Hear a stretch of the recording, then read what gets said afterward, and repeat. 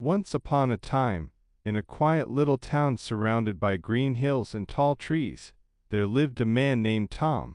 He was not very tall, but he had kind eyes that always seemed to smile. Tom lived alone in a small house near the edge of the forest. His house was simple, with white walls and a red roof. It stood at the end of a narrow dirt road, far from the busy center of the town. Every morning, Tom woke up early, when the sun began to rise. He opened his window and looked outside. The air smelled fresh, like grass and flowers. Birds sang happily in the trees. Tom loved this peaceful moment before the day began. He made himself a cup of coffee and sat on his porch, watching the world wake up around him. Tom worked as a carpenter. He built chairs, tables, and shelves for people in the town. Everyone liked his work because it was strong and beautiful. People often said, "Tom's hands are magic." Sometimes, children would stop by his workshop to watch him carve wood into shapes. They giggled when they saw how carefully he worked, shaping each piece until it was perfect. In the evenings, after finishing his work, Tom took long walks through the forest. He knew every path and tree by heart. The forest was his favorite place. It was quiet there, except for the sound of leaves rustling in the wind. Tom felt calm when he walked among the tall trees. He thought about many things during these walks, his dreams, his memories, and sometimes, just how lucky he was to live in such a lovely place. The townspeople respected Tom. He was friendly and always ready to help. If someone needed a new table or a chair fixed, Tom did it without asking for much in return. He didn't talk much, but when he did, his words were thoughtful. Some people thought Tom was lonely because he lived by himself, but he never seemed sad. Instead, he appeared content, as if he found joy in the simplest things, like the smell of freshly cut wood, or the sight of stars twinkling in the night sky.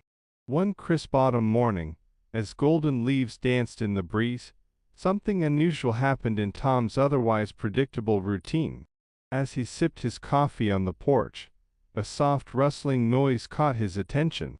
It wasn't the wind or the birds, it was coming from the edge of the forest. Curious, Tom set down his mug and walked toward the sound. There, nestled between two large oak trees, he found a small wooden box half buried in the earth. Its surface was weathered, scratched, and covered in moss, as though it had been hidden there for years. Intrigued, Tom knelt down and brushed away the dirt. The box was locked, but its intricate carvings hinted at something special inside. Tom's heart raced with curiosity. Who had left it there, and why? He carried the box back to his workshop, setting it gently on his workbench. For days, he tried to open it, using all his skills as a carpenter. But no matter what he did, the lock refused to budge. Still, Tom couldn't shake the feeling that the box held a secret meant just for him. He spent hours examining its carvings, tracing the patterns with his fingers. Each mark seemed to tell a story, though he couldn't yet decipher it. Word of the mysterious box spread quickly through the town. Neighbors stopped by to see it, offering theories about its origins. Some thought it might contain treasure, while others believed it was cursed. A few even suggested it belonged to an old hermit who once lived in the forest. But no one could say for sure. Tom decided to take the box into the forest, hoping the surroundings might inspire him. Sitting under the same oak trees, where he'd found it, he studied the carvings again. This time, he noticed something he hadn't seen before. Tiny symbols etched into the wood, almost invisible unless the light hit them just right. They looked like letters, but they weren't from any language he recognized. Determined to solve the mystery, Tom began visiting the library in town. He pored over books about ancient scripts and forgotten languages. Slowly, he started piecing together clues. The symbols reminded him of a dialect used centuries ago by travelers who passed through the region. With each discovery, Tom grew more excited. He felt as though he was unraveling a puzzle meant only for him. Weeks turned into months, and Tom's life became consumed by the box. He barely slept, spending nights sketching the symbols and testing different combinations on the lock. Finally, one rainy evening, he heard a faint click. His hands trembled as he lifted the lid. Inside, he found a collection of old maps, faded photographs, and a handwritten journal. The pages were brittle, the ink smudged in places, but the words were clear enough to read. The journal belonged to a man named Elias, who had lived in the forest decades earlier. Elias wrote about his travels, his love for nature, and his dream of creating a sanctuary where people could escape the chaos of the world. As Tom read further, he realized that Elias had chosen him to continue this mission.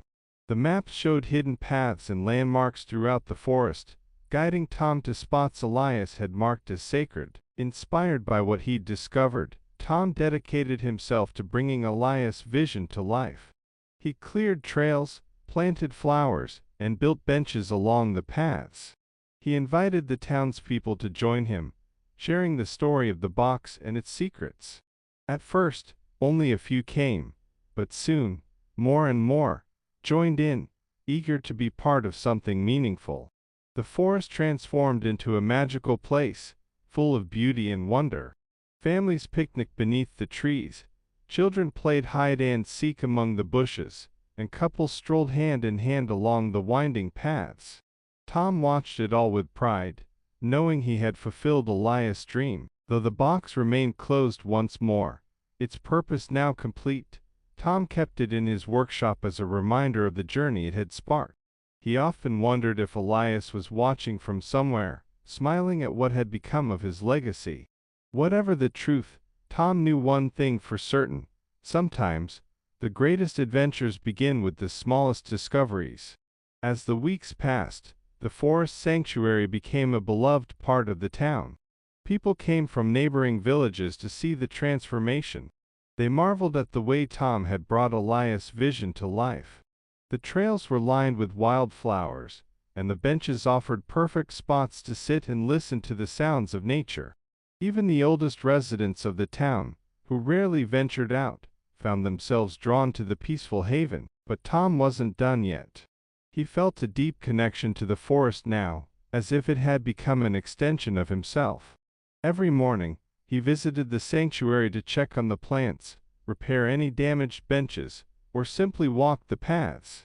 One day, as he wandered deeper into the woods than usual, he stumbled upon a clearing he had never noticed before. In the center of the clearing stood a massive stone, its surface smooth and flat, like a natural table. Etched into the stone were more of the strange symbols he had seen on the box. Tom's heart skipped a beat.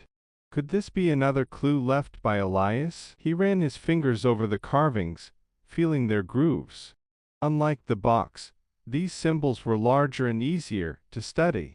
Tom pulled out his notebook and began sketching them, determined to uncover their meaning.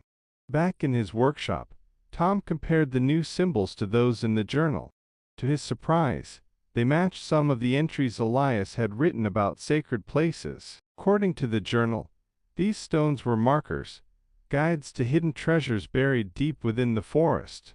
Elias described them as gifts from the land itself, meant to inspire those who found them. Tom's curiosity burned brighter than ever.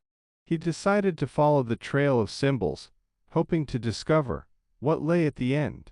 Armed with his notebook, a lantern, and a sturdy walking stick, he set out early one morning. The air was cool and crisp, and the forest was alive with the sounds of birdsong and rustling leaves. The first marker led him to a stream that sparkled in the sunlight. There, carved into a rock beside the water, was another set of symbols. Tom paused to drink from the stream and rest his feet. As he sat there, he noticed something shimmering in the water. Reaching in, he pulled out a small silver charm shaped like a leaf. It was delicate and beautifully crafted, clearly very old. Tom slipped it into his pocket, wondering if it was another piece of the puzzle. Following the stream, Tom came to a second marker, a gnarled tree with symbols carved into its trunk. The journal mentioned this tree as a place of reflection.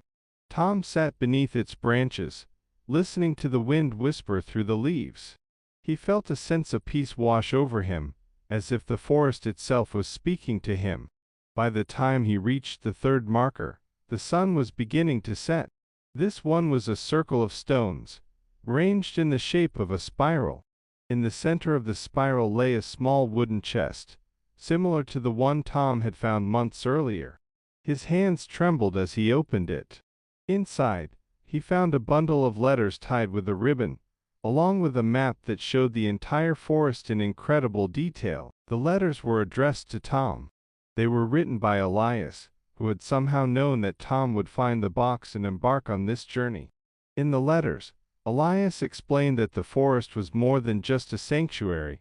It was a living testament to the power of kindness, patience, and perseverance. He urged Tom to continue caring for the land and sharing its beauty with others. Tears filled Tom's eyes as he read the final letter. Elias ended with a simple message: "You have been chosen because you see the world differently. Trust your instincts, and the forest will guide you." Over the following weeks, Tom poured his energy into expanding the sanctuary. He added new trails, planted more trees, and even built a small gazebo, where people could gather for storytelling or music. The townspeople rallied around him, donating materials and volunteering their time. Together, they created something truly extraordinary. One evening, as Tom stood in the clearing with the stone table, he realized how much his life had changed since finding the box. What had once been a solitary existence was now filled with laughter, friendship, and purpose. The forest had given him a gift beyond measure, and he vowed to protect it for generations to come. Years later, when Tom grew too old to care for the sanctuary himself, he passed the responsibility to a young woman named Lily, who shared his love for the forest. She promised to honor Elias' vision and keep the spirit of the sanctuary alive. And so, the legacy continued, spreading far beyond the borders of the little town. Tom spent his final days sitting on his porch, watching the sun rise and set over the hills. He often thought about the box, the symbols, and the journey that had changed his life. Though he never fully understood why he had been chosen, he was grateful for every moment of it. And so, the story of the carpenter and the mysterious box became a legend in the town, a tale of discovery, connection, and the enduring magic of the forest.